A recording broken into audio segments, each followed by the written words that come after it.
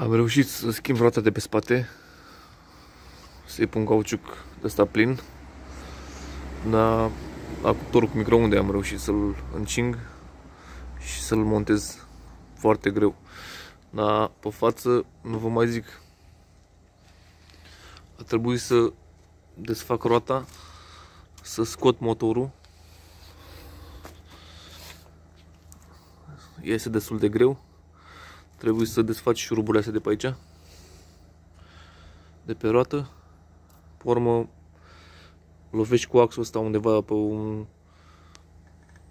loc moale, pe o suprafață moale, ca să nu se strâmbe, să nu se strice filetul. Și încerci să scoți motorul, tragi de chestia asta. Și trebuie să tragi tare ca să iasă motorul, ca să poți să schimbi roata, că altfel rămâne firul ăsta pe roată montat și n-ai cum să dai cauciucul jos. Da.